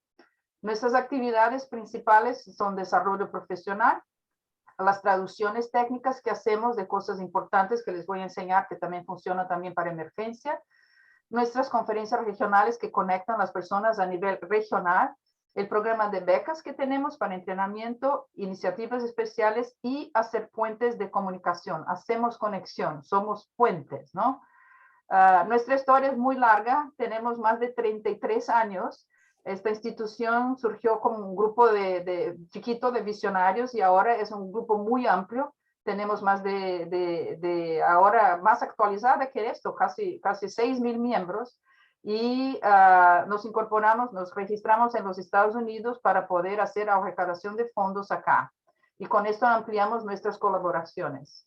A través de los boletines y las traducciones estamos llevando conocimiento o haciendo el conocimiento abierto y más inclusivo para toda la región de Latinoamérica en portugués y en español. Y como ven, también hay mucha cosa en el riesgo, preparación de emergencia, conservación de fotografías y en tiempos de COVID hicimos, no sé si se puede mirar acá, traducciones importantes del proyecto REALM, que es reapertura de archivos, bibliotecas y museos, que hizo testes para ver cuánto el COVID se queda en cada uno de los materiales de museos, archivos y bibliotecas. Y nosotros publicamos estos tests y la bibliografía en nuestra página web. Y también un video de National Park Services con los principios básicos de desinfección de material para poder ayudar a nuestros colegas en la región para trabajar con más seguridad. Tenemos conexiones con muchas personas y a través de todas esas conexiones podemos dar talleres técnicos en temas que son muy variados, incluso también alianzas internacionales, cómo construir equipos, y esto como por ejemplo liderazgo que estamos haciendo. Entonces el tema es bastante amplio. Los acuerdos bilaterales son muchos y seguimos buscando acuerdos para poder ampliar no solo la red, pero ampliar la distribución de información, de manera que la gente no tenga que crear sus propias cosas y nosotros ya existimos y podemos contribuir con que tenemos, con la red que tenemos. Las más recientes que hicimos fueron con ICOM de República Dominicana, Haití, Costa Rica y Venezuela, y también con Museo PESNEX, y estamos traduciendo la página de ellos para español, por ejemplo. A través de nuestra formación profesional, después de mucho tiempo trayendo gente para entrenar a los Estados Unidos, decidimos hacer nuestras conferencias regionales en Latinoamérica.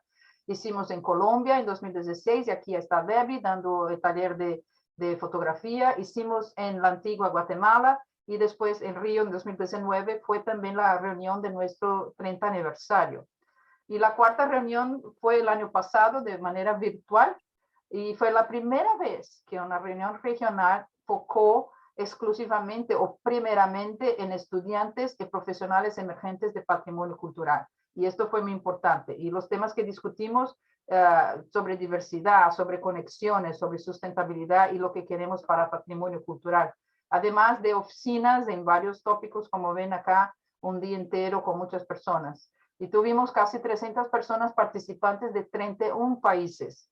60% de ellos son estudiantes y esto nos fue muy importante porque nosotros pudimos dar becas para todos ellos, de manera que estamos contribuyendo también para la formación de nuestros futuros colegas. Con iniciativas especiales, APOYOnline tiene una iniciativa llamada Manos a la Obra y es una iniciativa donde los participantes de nuestras conferencias pueden voluntariar para ayudar a una institución en la ciudad que recibe nuestra conferencia de manera voluntaria, con acciones de cuidado de colecciones, limpieza, acondicionamiento, y esto es muy importante para la institución y de manera colaborativa, ¿la verdad?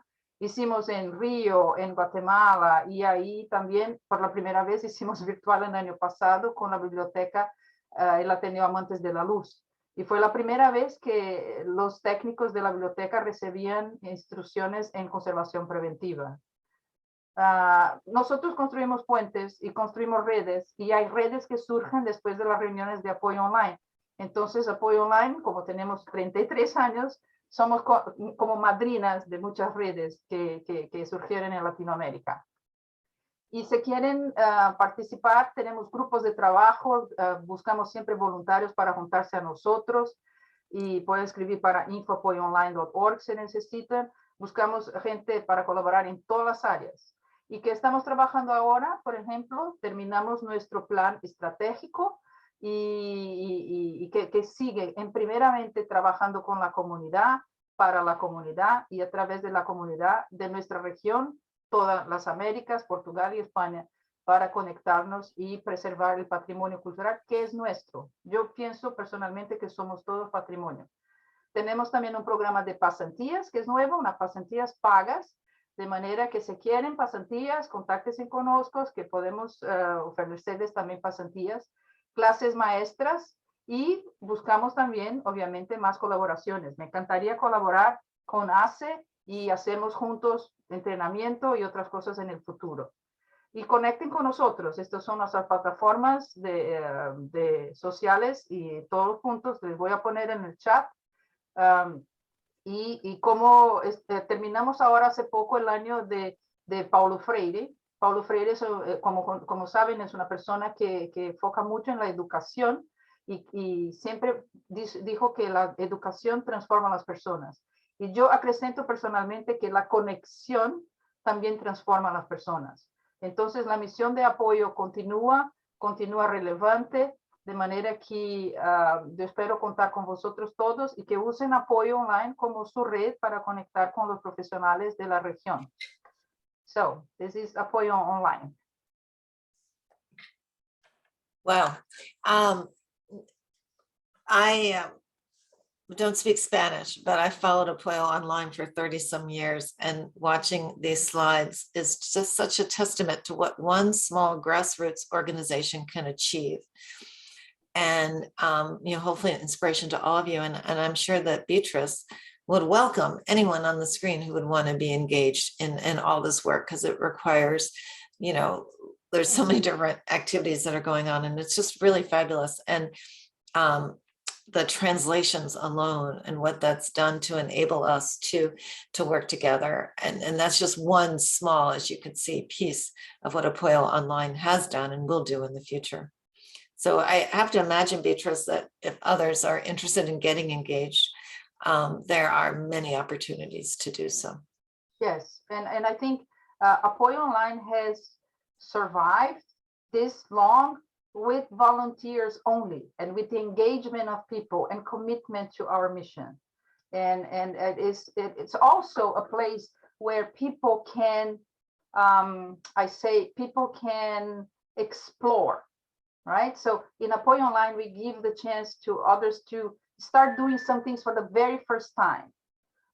We have had, for example, people who have never taught internationally, and they were doing this the first time through APOYO. So we love to give people this opportunity, and we love to give the region and the professionals and emerging professionals of the region this opportunity, so they can try out through APOYOnline. No, so this is, and then with years, those professionals become more known and they go their own careers. So we feel like we are really like godmothers, grandmothers now, really, with the white hair, of many of those professionals, but most importantly, connecting everybody. And this morning I was talking in another conference in London about the same thing, the importance of connecting, the importance of knowing that networks exist that are already doing the job of connecting. So you don't have to spend energy in this. You can use those networks to amplify what you need, to get more help if you need, to be able to collaborate in projects if you need, to seek more fundraising together instead of just yourself. So there are so many advantages to engage with networks and connect.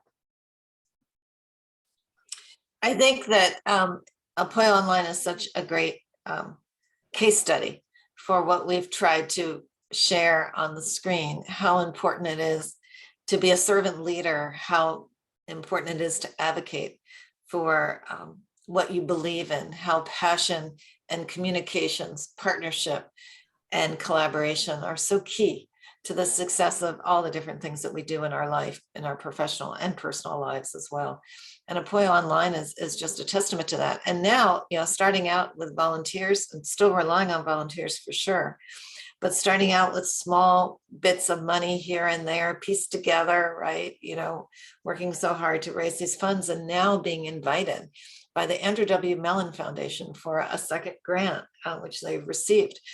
This is a major granting organization for the world, and it's a testament to the achievement that APOYOnline has secured and what they'll do going forward. And I don't know, Beatrice, if you shared what the plans are for the future, you know, what your sort of thinking is for the year or 2 years ahead in terms of opportunities and events and the kinds of things that individuals on the screen may want to participate in.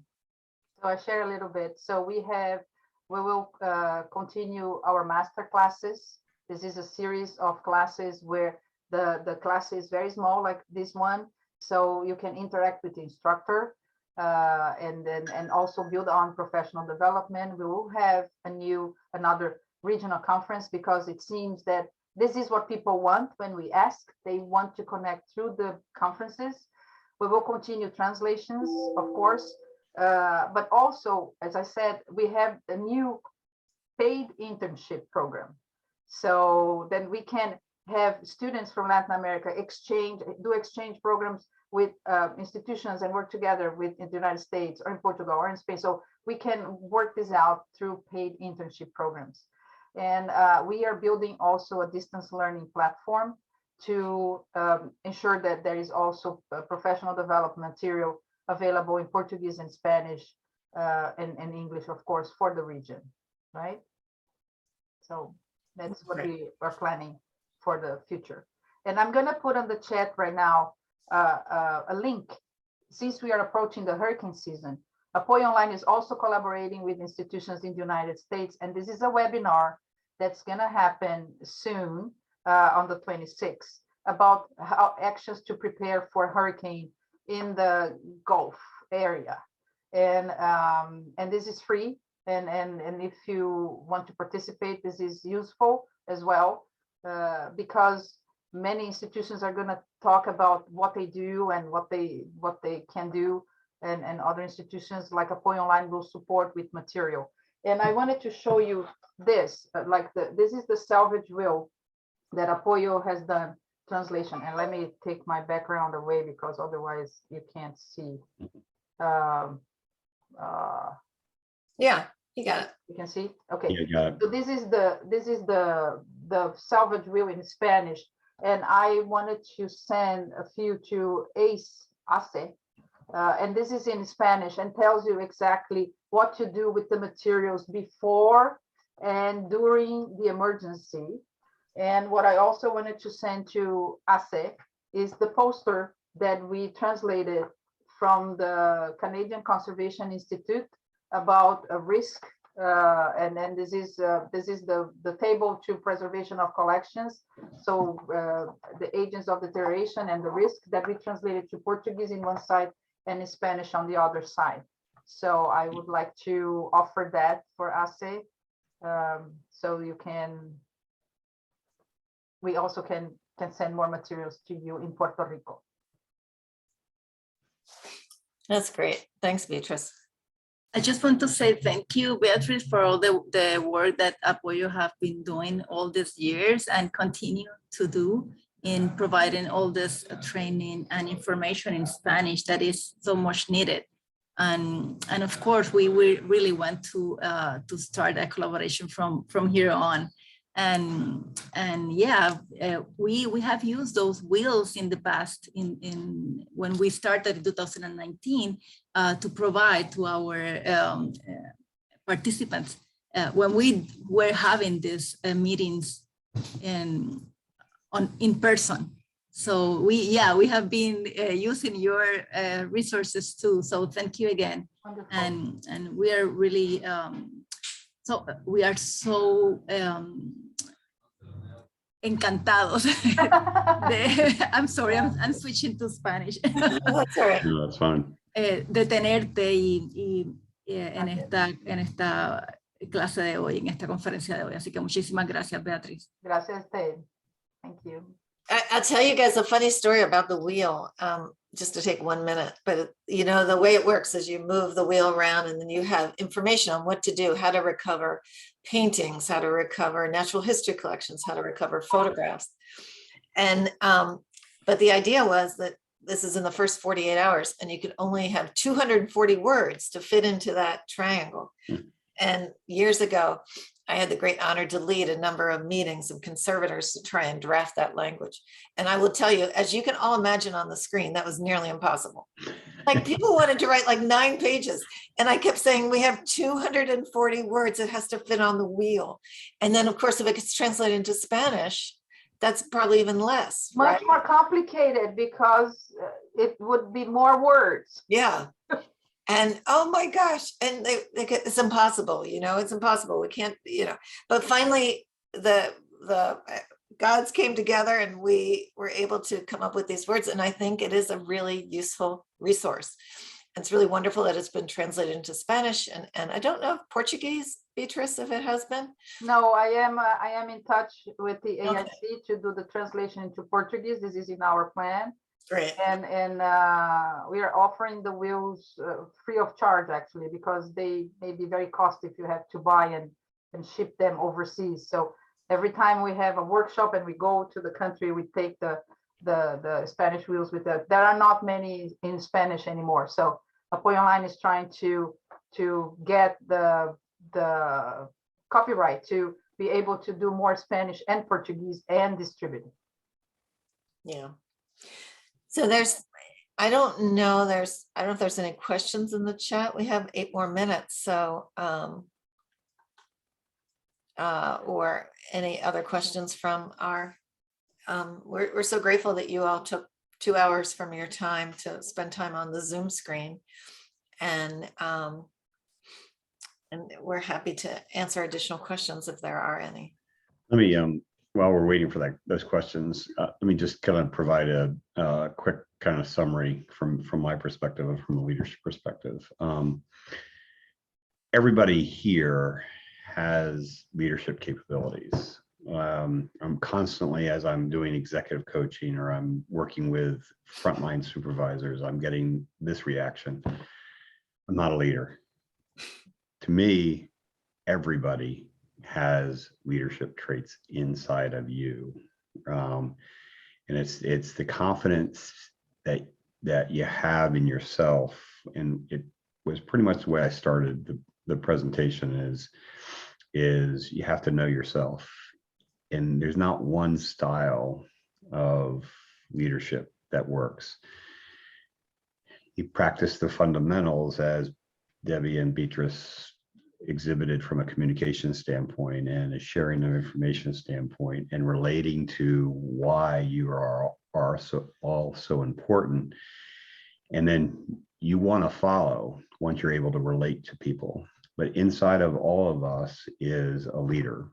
And I'm constantly asking, because I have my graduate degree, my master's degree in organizational behavior, and I'm constantly getting the question over the years, leaders are born, right? And my comment is no, leaders are made, because it starts inside you and you know who you are and your style, and everybody here can be an effective leader, be it a team situation, be it kind of at home, leading a family, be it in a work situation. But every one of you all are leaders. So feel very good about that and just allow that practice, prepare is the kind of the themes of today.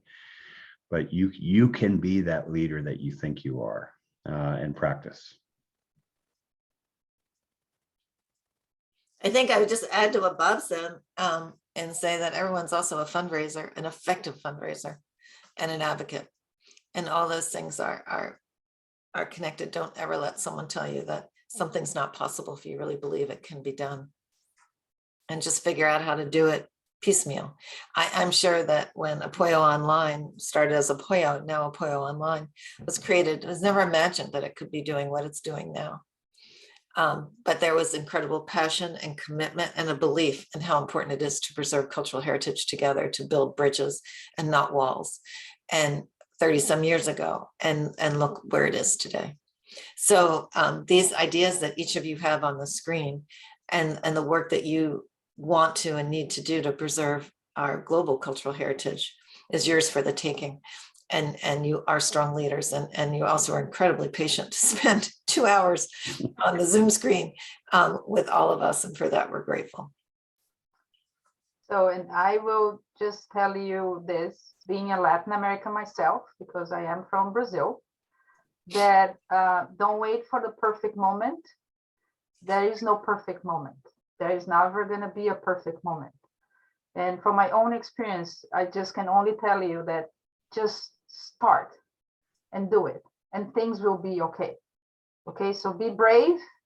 We have to be brave. And believe me, Latin America has unbelievable and incredible and outstanding cultural heritage. Don't let anybody tell you different. And now I'm putting my head as Latin American. So we are equal to any other region in the world. So just do it. Use your passion and your heart. And I know we have a lot of heart.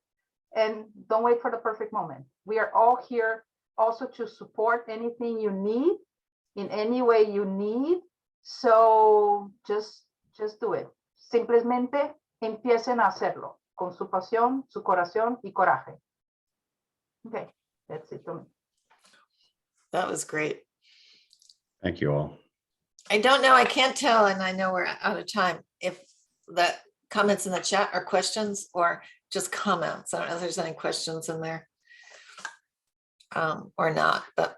Y bueno, por acá estoy mirando, entiendo que simplemente hay muchísimas palabras de agradecimiento.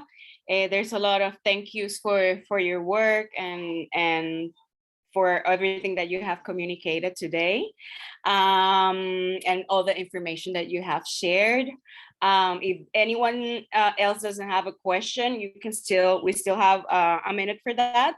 I just quisiera recordar a todo el mundo que por favor, cuando tengan oportunidad, llenen la evaluación de este taller. De ahí estaremos recogiendo la lista de asistencia para los asistentes, y también, pues, ¿verdad? Queremos saber sus comentarios sobre estos esfuerzos que estamos realizando. Así que si hay alguien más que tenga alguna pregunta, algún comentario para nuestros panelistas. Y si no es así, les queremos agradecer nuevamente a nuestros panelistas por haber estado con nosotros hoy. Dice aquí, not everyone has that vocation to help and really want to do. It's very nice to admire. Thank you. God bless you. Quiero agradecer también a todos los participantes de este cuarto taller y recordarles que nos vamos a estar encontrando el próximo 2 de junio en la Fundación Luis Muñoz Marín para nuestro taller presencial. Así que nuevamente voy a poner en el chat el enlace de la evaluación. Y muchísimas gracias por habernos acompañado en la tarde de hoy. Tengan todos excelente tarde. Buenas tardes, hasta luego. Hasta luego. Espero conocer a Puerto Muchas Rico. gracias. Gracias. Thank you. We look Thank forward you. to seeing many of you in Puerto Rico. Yeah, see you soon. And if you Hasta ever come to luego. Delaware, you're welcome to visit here too. And Washington for Beatriz. Yeah, and I hope to know Puerto Rico one day. Yeah, let's plan for that. Bye. Thank you for the opportunity. Gracias. Bye. Yeah. Bye-bye. Thank you guys. Thank you for your attention.